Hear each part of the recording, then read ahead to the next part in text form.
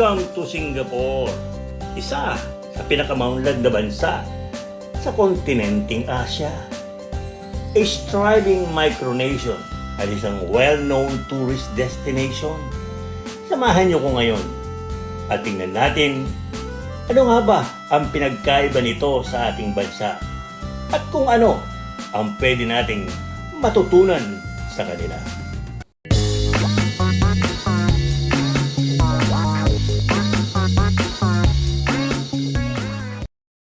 Pagdating nyo sa Singapore, isa sa mga una ninyong mapapansin ay para itong isang naliligaw na metropolis na nakapatong sa isang tropical rainforest.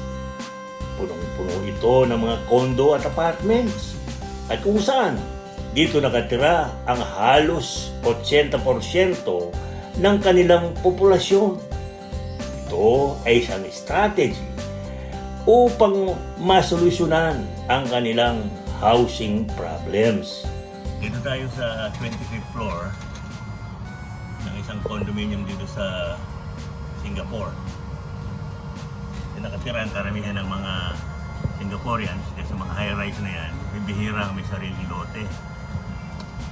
Maraming mga halaman, bagamat maliit na bansa, mahalaga sa kanila environment. Mga eskwelahan, ayan, malapit lang sa mga komunidad. Lahat pwedeng lakarin. Wala kasing kotse mga tao rito. Karamihan sa mga apartment dito ay public housing na dinisenyo upang ma-integrate ng maigi sa environment at sa isang maliit na espasyo. Singapore tayo! Ito ay tsura ng Singapore sa umaga. Kabababa lang namin sa napakataas na gusali. 20th floor kami nakatira. Yan, dito sa Singapore. Nakita yung paligid natin, malinis. Itong parke, verde ang damo, playground ng mga bata. Mas madaling magpalaki ng bata pala rin. Una, malapit ang mga eskwelahan. Pangalawa, pag-iwan mo sa mga bata roon, bahala na ang mga guro kahit na wala pang isang taong kulang. Bahala na ang eskwela. Tinutulak na, nakakaripag na, hindi ka na mag-tricycle, hindi ka na magbabas, walang school bus. Ang lapit ng mga eskwelahan. Tapos ang mag-asawa, diretso na sa trabaho. Alas 5, dadaanin ng mga anak nila, iuwi. Ito, tinitira na dito. Karamihan ay mga high-rise condominium apartment. Kada apartment block ay may sariling green space, leisure area, retail stores, and other amenities. Ito kanila, mabait sa matatandang tulad natin. Walang sudden drop. Nakalkula na nila yan. Ito naman ang ating piloto. Uy, magpakita ka rito. Yan ang ating cameraman. Pagka hindi ako nagsushoot. Ito yung common gym eh. Kahit sino pwede rito. Basta residente ka. Ayan ha. Hindi ka na dapat magparehistro sa gym. Yan. Libre yan. Diyan ka magpakagutom. Well, libre naman ang pagkain namin. Ang ganda na sweldo dito ng mga engineer. Lalo na electronic. Baka naman pag lipat ng mga pabrika ng Taiwan, Japan at Vietnam sa Pilipinas, marami rin tayong mga graduate ng engineering magkakaroon ng magandang trabaho tulad dito sa Singapore. That will come, hopefully. Ayan! Singapore pa rin! Exercise! Naku, finally! Nagpag-exercise tayo. Madali lang. Hindi lang tayo mapasobra. Baka maging Steve Reeves tayo. O kaya si Schwarzenegger. Kasama pa rin natin si Lani. Taga-ano yan? Taga-Lamagyon. Taga-Tarlac San Manuel. Siyang kasama natin dito sa Singapore. At siyang videographer natin. Hello Lani. Hello. Malino po tayo sa Singapore. Marami po tayo matutunan dito. At marami rin silang pwedeng matutunan sa atin. Okay. Po ba nung nag-uumpisa ang Singapore? Parang Smoky Mountain lang ito. Tulad ng sinabi ko sa inyo kanina. Pinakamayaman ng Pilipinas sa Asia. Ingit na ingit nga sila sa Pilipino eh. so many years. Alam niyo po ba kung magkano ang average income ng tao dito? $80,000 a year ang bawat isa. Sa Pilipinas, wala pa pong $4,000 isang taon ang per capita. Total income ng bawat tao. Ang layo, ano po? Pero pilitin po natin makalapit dyan. Sipag, tanggalin sa gobyerno magnanakaw, ipakulong. Walang bitay kasi sa atin eh. Makulong lang yan. Yung mga senador na yan at mga congressman, medyo titino ang bayan. Mga presidenteng nagnanakaw, kinukulong yan. Korea, 3 yata ang kinulong ng presidente. Marami na rin kinulong sa atin eh. Kanya lang pinapatawad ng susunod na presidente. Bakit pinapatawad? Kasi kailangan nila ang boto ng mga lugar na mga nakakulong na presidente yun. Walang patawad dapat para matuto tayo. Sa China binabaril. Yan ang pwede natin matutunan siguro sa China. Kung pabor kayo dyan. Sana sa ating lifetime maging ganun ang Pilipinas. Kahit hindi pa palapit, masenso. Hintayin natin kung pambobola ni Marcos kung totoo na makukulong itong malalaking magnanakaw. Baka dinidribble lang tayo. Dribble para hindi tayo magrevolusyon. Bantayan natin huwag bumaba ang ating galit para gumawa sila ng aksyon. Or kapag tayo nag-aksyon, baka maraming malilinya sa panel. Ito na ang live routine ng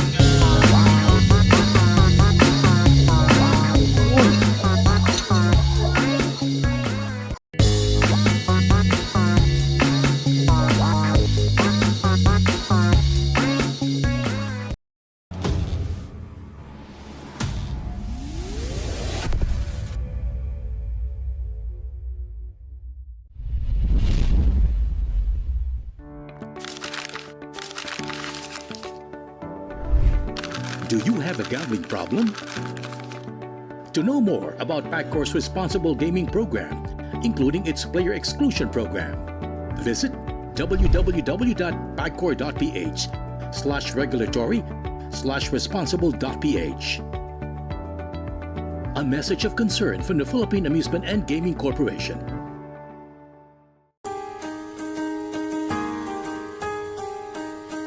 Hindi umuurong sa pagtulong, kawang gawa sa lahat sinusulong. PCSO, PCSO. Hindi umuurong sa pagtulong ang PCSO.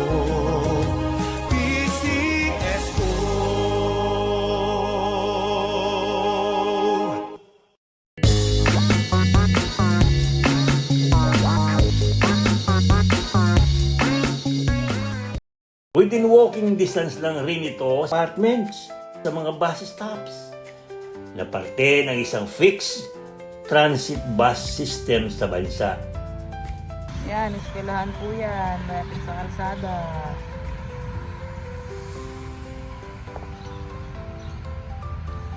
Doon naman po yung bus stop. Alam mo dito, hindi mo na kailangan bumili ng kotse. Hindi mo na bumili ng kotse rito. Kasi napaka-efficient ang transport system nila. Mayat-maya, nandiyan na yung mga buses. Eksakto. Pag sinabi 10 minutes, nandiyan siya 10 minutes. Nakawala na yung isa kanina. Ano yung bus namin?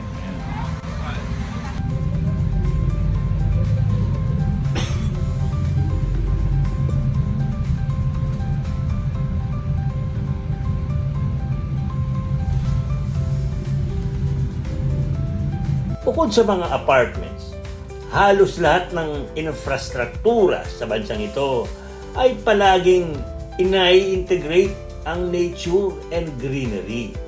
Tulad na lang ng mga schools, hotels, pati na rin ang mga hospitals. Isang ehemplo ay ang Ku-Tek Puat Hospital. Sunod ay sumakay naman kami ng bus patungong downtown. Ito, nandito kami sa downtown. Ang haba ng nilakad namin. Yan ang itsura ng downtown kapag tatanghali. Wala halos mga tao, siguro dahil nasa opisina.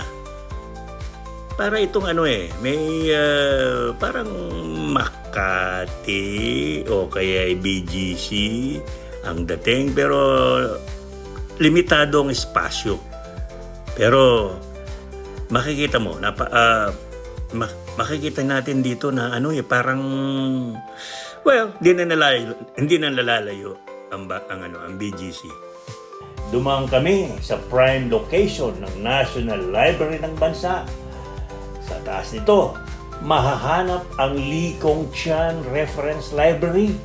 Isang library na mayroong 2.5 million items ng iba't ibang physical books and magazines. Itong National Library ng Singapore. Siguradong maraming libro dito. Ewan ko kung kailangan pang mga library kasi lahat ng libro nandiyan nandiyan sa cellphone na yan, nasa YouTube. Diba? Lahat ng itanong kayo sa YouTube, masasagot kayo eh. Pero nandito na rin lang yan. Tingnan natin kung anong ma-offer ng National Library ng Singapore. Halina! Bukod sa bus system, ang Singapore ay meron ring train na nahahati sa MRT at LRT. Ang dalawang ito ay konektado rin sa subway network ng bansa upang masiguro ang connectivity at efficiency ng pagbiyahe from one place to another. Subway ito ng Singapore. Alam mo, isang card namin basta ito tinapat mo sa bus, subway, maandar to. Sasakay tayo ng subway pauwi. Okay? Yung magic card, pwedeng gamitin sa subway at saka sa mga lahat ng buses. Ayan, isa-swipe mo lang pagsakay, swipe mo rin pagbaba. Para alam ng driver na wala ka na sa sasakyan niya. Yan itsura niya. Ito yung other side. Ayan yung other side.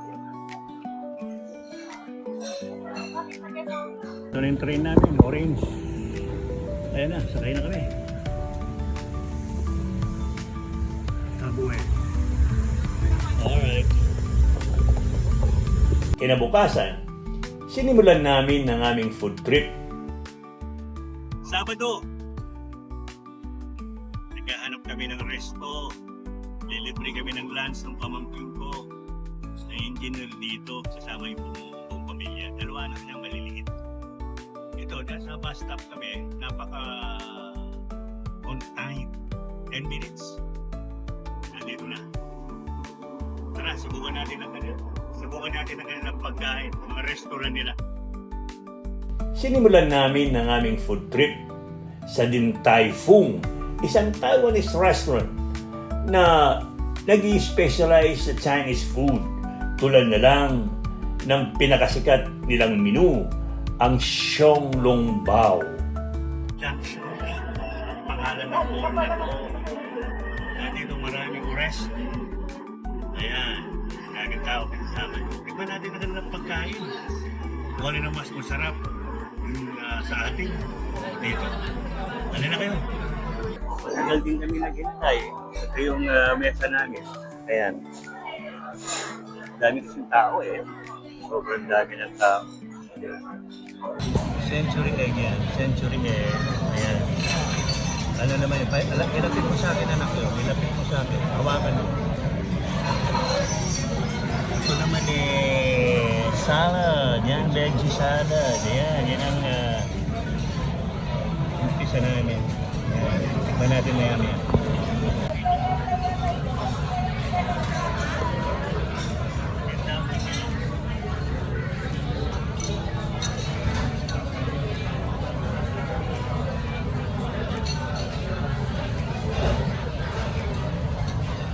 O ito yung dumpling nila, dumpling.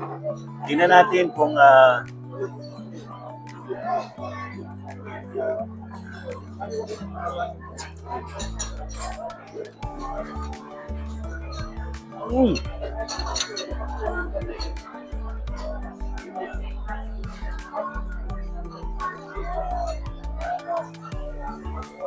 report siya, medyo masim-masim. Para sa Pilipinas din.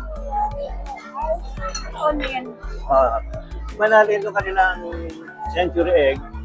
Ito talagang century to. Kasi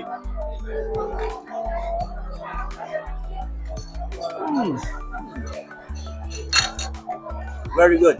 Bao, bao. Xiaolong Bao po. Xiaolong bao. Xiaolong bao.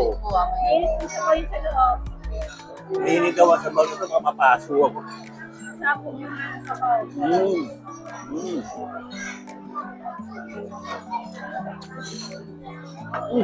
Masarap ang sabaw niya. Hindi ko pa ito nasubukan sa atin. Yun naman yung headroom ko, headroom. Ayan. Masarap siya. Engineer din. How do you find life in Singapore? Mas maganda raw dito, sabi ng mga kasama niya. Anong mas maganda rito?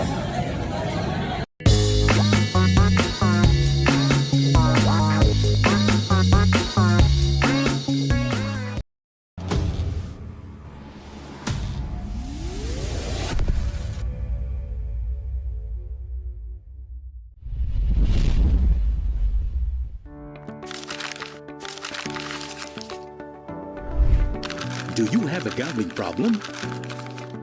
To know more about Paccor's responsible gaming program, including its player exclusion program, visit www.pacor.ph/regulatory/responsible.ph. A message of concern from the Philippine Amusement and Gaming Corporation.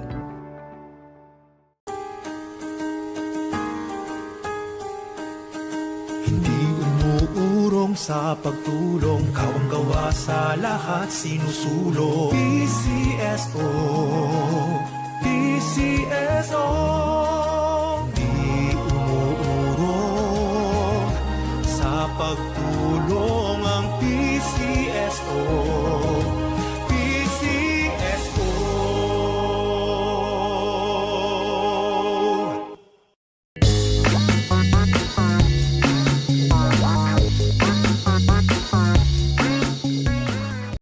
Kinabukasan ay nag-lunch naman kami sa isang malapit na food court kung saan ang daming pwedeng pagpilian. In-order ni Franz. Ito si Franz, kaibigan ng pamangking ko ito. Engineer yan. Ito yung ang pangalan niya, Franz?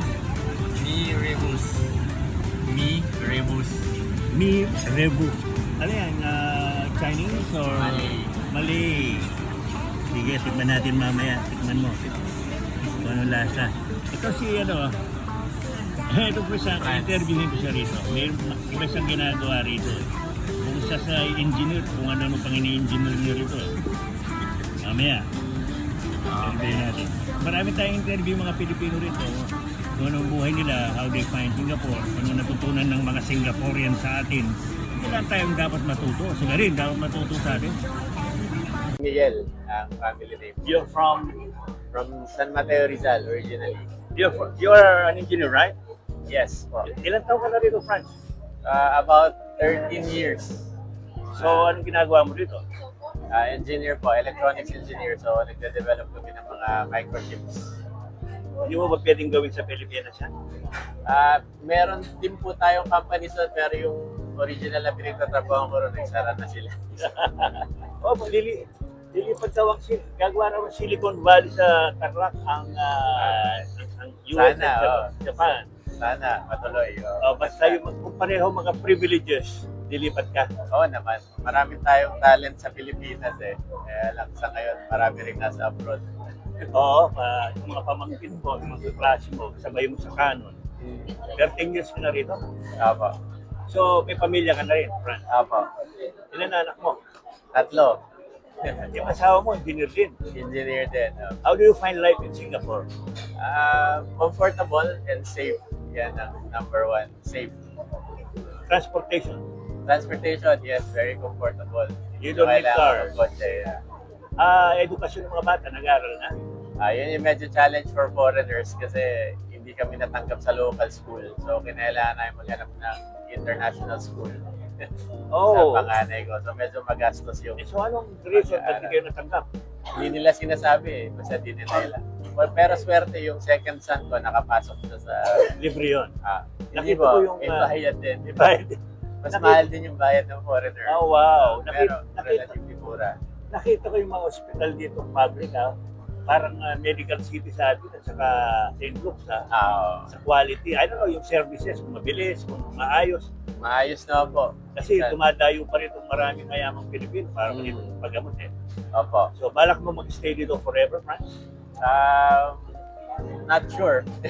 Mas, not sure. Pero baka umuwi kami sa Pilipinas din kasi nandun yung mga investments ko. Okay. So, when you're heavily invested na, at marami ng revenue, uwi ka na. Maparetire ka na nun. Oo. O baka retire ka na. Okay. So, meron bang roots yung mga anak mo sa Pilipinas? Marunong ba mag-Tagalog? Marunong ba Mga few words. Wala silang roots sa Pilipinas kasi dito sila pinanganak Ay, lahat. paano yan? Lost na yan sa Pilipinas. Okay naman kasi ngayon yung panganay ko in-enroll namin. Dilipat namin siya sa Filipino school. Wow, galing. Ah, Sige, Franz, kaya muna tayo. Tuloy natin ito. Hindi yan si Franz San Miguel, isang scientist yan, engineer sa Pilipinas at saka dito sa Singapore. Hindi nawawala sa pagmamahal niya sa bayan. Ayan si Franz. Pumunta naman kami sa isang kainan upang makipagkita sa isa kong pamangkin. Out of town pa rin po. Ito, pamangking ko to. Pagkasilang ito, kasama ko na ito sa buhay ko. Ayan si architect Mike Magtalas. Ayan siya. Dito rin sa... Ilan taon ka na rito, Mike? Sa...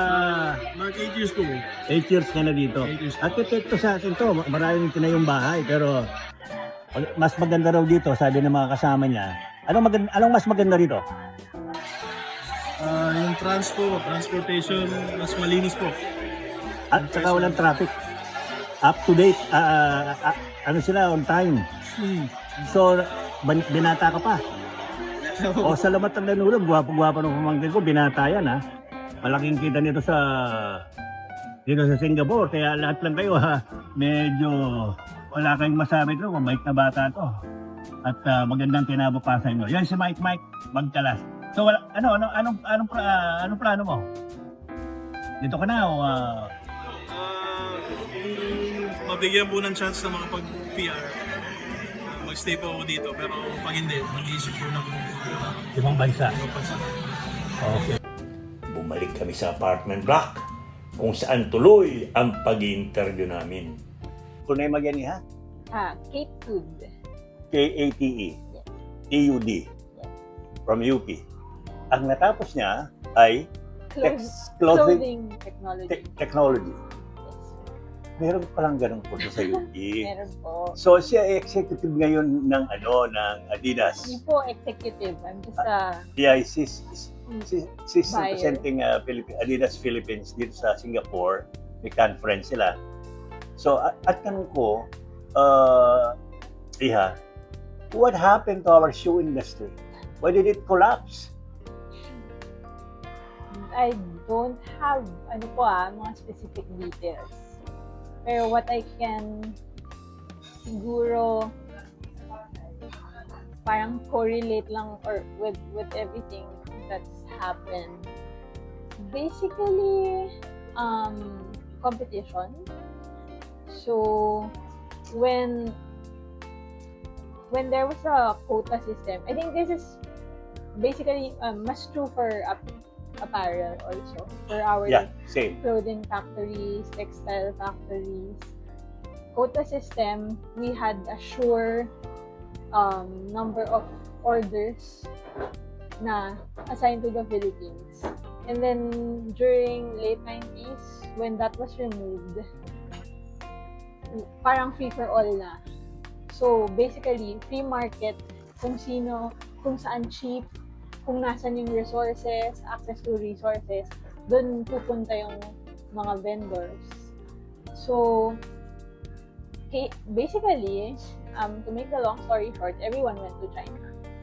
Why can China do it so cheaply and we can't? They have the manpower, so Mhm. cheaper labor. Mm-hmm. They have the resources, so cheaper than yung materials. And the power, cost of power, electricity. Yes. So basically, dun pa lang sa dalawa, labor and materials. Talo na. Yeah. And they flooded the market with cheap products that they literally killed our industries, right? Can we still revive? I think that's what Can we happened. still So, revive our industry? actually, I think from what I know, Peach, yung fighting, na lang ng Philippines in that industry was the quality, yung craftsmanship. So more on the handmade, yung mas difficult gawin. Yung hindi kailangan Makina. mass-produced. Yes. Kaya ng Pilipinas. Yeah. Handmade, doon tayo papasok. Yung Yes. talagang personalized, gawang kamay, gawang puso, Yeah. hindi makina. Yes. Yun ang ating, doon tayo may pag-asa. Yes. Ayan po si Kate. Pumunta naman kami sa downtown. Ito yung urban center ng bansa. Ito, makikita ang iconic skyline ng Singapore. Tumambay kami sa Marina Bay, kung saan makikita ang atraksyon tulad ng Singapore Eye, Garden by the Bay, at Merlion. Isa ring atraksyon dito ay ang Marina Bay Sands Hotel, isang 3-building hotel na kilala dahil sa disenyo nito. Singapore lang naman yan. Nakikita yung 3 building na yan. Hotel pala yan. Oo, tapos yung taas na parang may bangka. Nakikita nyo, di ba? Restaurant pala yan. Oo. Ito na yung pinaka-sentro, pusod ng Singapore. Hindi ko kakayanin yung hotel niya. Kaya dyan lang tayo sa mga pamangkin natin. Tapos pag nakarating ka na sa Singapore, nakarating ka na rito, wala ka nang medyo pupuntahan. Maliit lang ang Singapore. Kaya napaka-efficient na kanilang transport system. Hindi mo na talaga kailangan ng kotse. On time ang mga buses, ang mga taxi, ang train. Napakaganda ng planning at may disiplina ang tao. Sana matuto tayo sa kanila at marami rin silang matututunan sa atin. Don't forget that. Huwag mong ipatalo ang lahi mo. Hindi ka talo kahit kanino. Tandaan nyo yan. Mas makatao tayo. Kanya lang, marami tayong problema. Lahat man ang bansa may problema. Okay. Abel Cruz po. Out of town. Literal na magtatapos ang ating biyahe sa airport ng Singapore. Pero hindi lang ito airport. Ito yung Changi Airport, nickname as the best airport in the world. Ito ay dahil sa kanilang resort-like amenities, passenger-friendly environment, and numerous attractions tulad na lang The Jewel. Pauwi na kami. Ito yung Changi Airport. The best in the world, they say. There is no place like home. Kahit na maganda ang lugar na ito. Iba yung tahanan. Iba talaga yung tahanan mo. Kasama ko kapatid ko, ito si Charlie. Say hello. Hello. Touch these flowers, these plants. They sing opera. Let's do it, okay?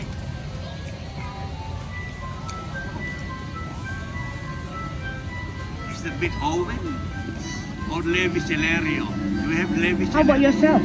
Ma'am, you wanna touch your flower? Okay, touch. Oh, that's Levi Celerio. Our national artist for music. See? At hanggang dyan na lamang tayo para sa ngayon. Kahit malit lang ang Singapore, ito ay may isang maayos at maagap na gobyerno. Dahilan upang mataas ang kita ng mga trabahador, isang efficient na transportation system at mataas na quality of life.